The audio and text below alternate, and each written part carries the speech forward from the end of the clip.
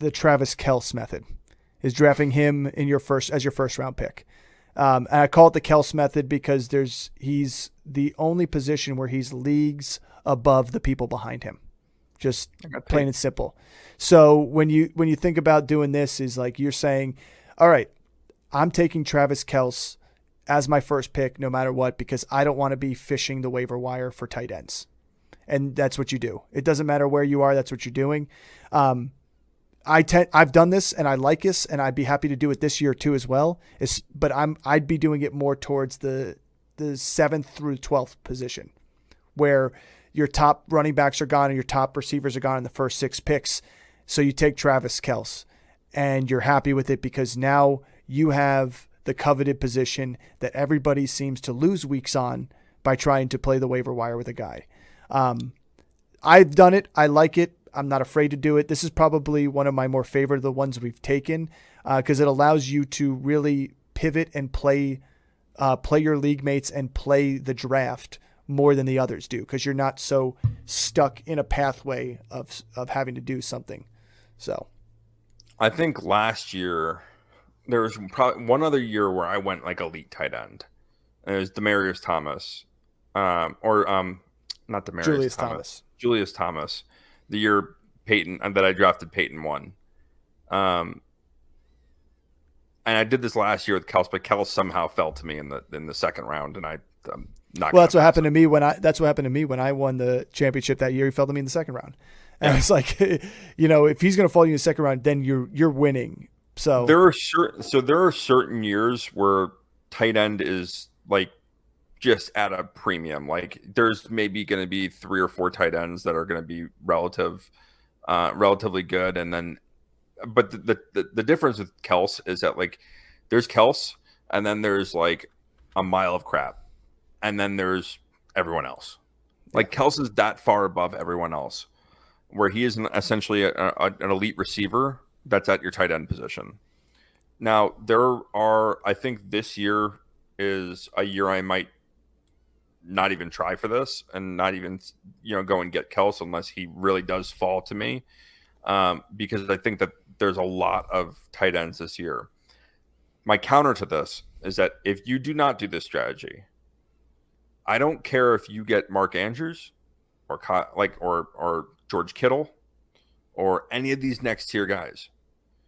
If you don't get Kelce, you better be drafting 2 tight ends.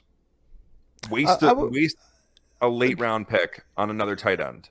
I wouldn't say draft 2 tight ends, but I'd say go for the guy you like the most late and be prepared to be fishing the waiver wire, because I don't think you should waste a bench spot and a sleeper pick on a tight end. But I do think you're right. Like, be prepared to not be using the guy that you drafted as your tight end for the season. Right. And if that's the case, if you miss out on like the top 6 or 7 tight ends, like just wait. Yeah. Because it's literally a coin flip for the rest of the guys. So like go wait, like get other players that are going to be better, that are going to produce week to week. But go and get a tight end in the 10th, 11th, 12th round. And I think the biggest stat line too that speaks to this and how there's such a disparity at the position, and you're talking about it, is the fact that Mark Andrews has been tight end 5 twice. He's been tight end 1 and he's been tight end 2 in standard scoring. And the one time he was tight end 2 in 2019 is because he had 10 touchdowns. He had 1 season of 1,300 yards in 2021. Not even during Lamar Jackson's 2019 MVP campaign did he have 1,000 yards. Let's just put this in comparison. Last year, tight end 5 in standard scoring, tight end 4 in PPR, but tight end 5 in standard scoring, 73 receptions, 847 yards, and 5 touchdowns. And let's move over to Travis Kelce and just see the difference between the top and the number 5. There's no position that's like this in fantasy football. Travis Kelce, 1338, 12 touchdowns, 110 catches. It's not even close. People. It's not even close. So, Joe, if you're like, I'm just going to get one of the top 5 tight ends. No, you're really going to get Kelce And then you're going to decide on who you feel comfortable with putting out there. And do I want to waste a second or third round pick on Andrews or Kittle or somebody who they may get 1,000 yards and they may hit double-digit touchdowns, but you're almost guaranteed that with Kelce.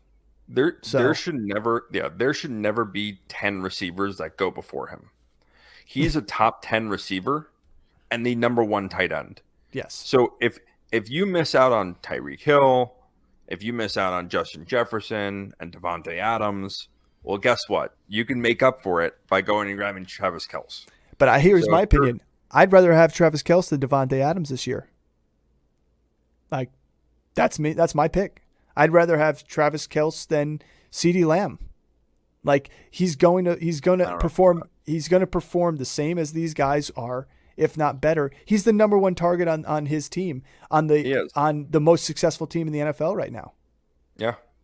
With arguably the best quarterback in the NFL right now. So, like, there's my argument for it, which is why going the King Kelce method, as I call it, is not a bad way to do it.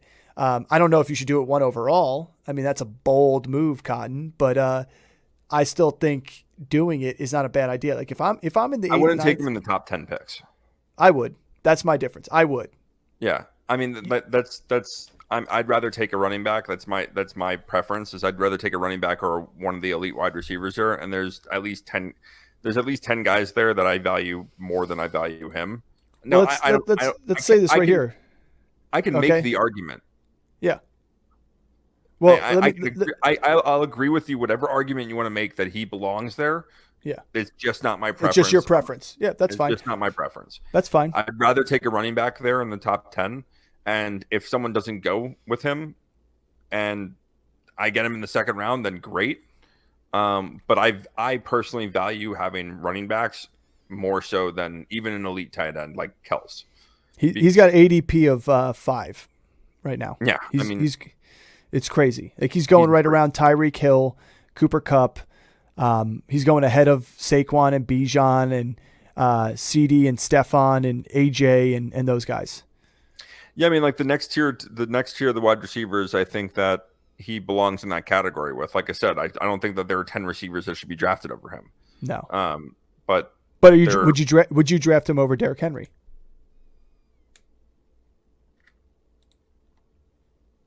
See, that's what I'm saying. It's like Derrick Henry was the number 3 running back last year. He had 1,500 yards, so he had 200 more yards rushing than Kelce had receiving, and he had one more touchdown.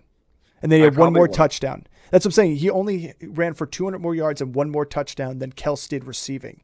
I know. So when he had no receiving touchdowns, and he had 400 more yards in the receiving game. So let's say the yardage, yes, it's going to score him more, but the difference that you get at that position amongst everybody else in the league is far and above. It is. It just gets you thinking. I'm just making you think a little bit.